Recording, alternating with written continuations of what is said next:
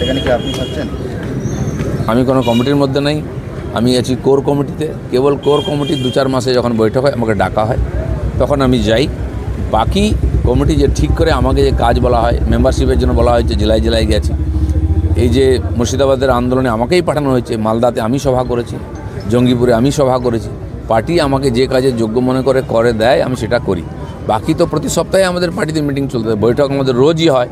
এখন নির্বাচন পার্টির চলছে, নতুন কমিটি হচ্ছে, বিভিন্ন জেলা থেকে, প্রদেশ থেকে, মণ্ডল থেকে সমস্ত কমিটির খসড়া লিস্ট গেছে, সেগুলো ওনারা বসে ফাইনাল করবেন। সেরকম লম্বা মিটিং চলবে। বড়বাজারে হোটেলে মৃত্যু মিছিলের পরেই রুফটপ রেস্তোরাঁ বন্ধ পুরসভার অভিযানে পার্ক স্ট্রিট রেস্তোরাঁ মামলায় বৃহস্পতিবার পর্যন্ত মৌখিক হস্তিকে। দেখুন, রুফটপ রেস্তোরাঁ যদি রিস্কি, যদি অন্যায়, তাহলে তৈরি হতে দেওয়া হলো কেন? আর যদি একটা রুফটপ রেস্তোরাঁয় কোনো গণ্ডগোল থেকে থাকে, আপনি সব বন্ধ করে দেবেন? এত মানুষ খরচা করে তৈরি করেছে, ইনভেস্ট করেছে, বিজনেস তো ওটা অনুমতি নিয়ে করেছে। আর যদি অনুমতি না নিয়ে করে থাকে তখন কেন আটকানো হয়নি? তো এটা কোনো নীতি হতে পারে? সব বন্ধ করে দাও।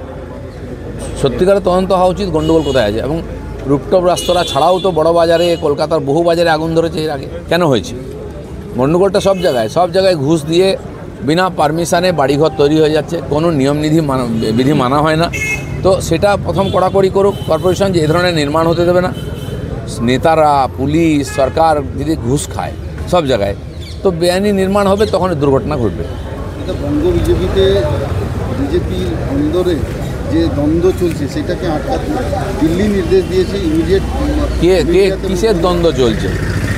কোনো ব্যাপারে বিজেপির নেতারা একমত নন, আর পার্টির কোনো নির্দেশিকা নাই। কে মন্দির যাবে, কে মসজিদে যাবে, কে ইফতার করবে, বিজেপি কোনোদিন বলে দেয় না। বিজেপি গণতন্ত্র আছে, বিজেপি ভারতের সংবিধান মেনে করে। সেই জন্য যারা এটা প্রচার করছেন তার ভুল প্রচার করছেন। আমি বলে দিচ্ছি, কিছু ব্যাপারে আমাদের দ্বিমত আছে। সেই দিন অক্ষয় তৃতীয়ায় বিভিন্ন লোক বিভিন্ন প্রোগ্রাম করেছে, কোনোটাই পার্টিকে জিজ্ঞেস করে কেউ করেনি। আমি চ্যালেঞ্জ করছি।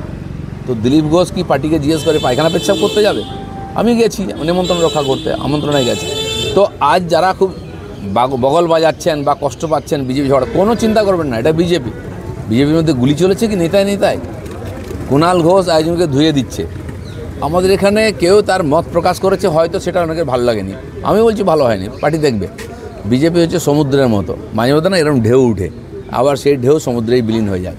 টিএমসির বা কেউ চিন্তিত, মানে খুব লাফালাফি করার দরকার নেই ঝগড়া বাঁধিয়ে দেওয়ার জন্য, বা পার্টিতে যারা নতুন নেতা এসেছেন তারা ঘাবড়াবার দরকার নেই। সবচেয়ে চিন্তা হচ্ছে কিছু বাজনদার আছে পার্টির, তারা চিন্তিত। তারা বিজেপির নীতি ঠিক করে দিচ্ছেন, পলিসি ঠিক করে দিচ্ছেন। বিজেপি হিন্দু কি মুসলমান, মন্দির কি মসজিদ ঠিক করে দিচ্ছেন। কে ভাই তোমাদের ঠিকা দিয়েছে? তোমরা হচ্ছে আজকে বাজনদার, কারো না কারো হয়ে বাজাচ্ছ, বাজাও। এই ইউটিউব, এই মিডিয়া 19 সালের আগে কোথায় ছিল? কারও লাগেনি, কোনো ইউটিউব লাগেনি, নেতাই ছিল না। এখানকার সাধারণ কর্মী, এখানকার পাবলিক বিজেপিকে আশীর্বাদ করে বিরোধী দল করেছে, 41% ভোট দিয়েছিল। কোনো মিডিয়া, কোনো বড় নেতা ছিল না আমাদের তখন, কোনো ইউটিউব ছিল না, আর লাগবেও না। আরে সমস্ত মিডিয়া আজকে বিজেপির পক্ষে, কারণ বিজেপি সাধারণ মানুষের কাজ করছে, দেখিয়ে দিচ্ছে সাধারণ মানুষ তারা কার পক্ষে আছে। অত টেনশনও নেবেন না, বগলও বাজাবেন না। বিজেপির মতো আছে, বিজেপির লোকেরা বিজেপিতে আছে, জনতা বিজেপির সঙ্গে আছে। দাদা, নাগরিক পড়ুয়াদের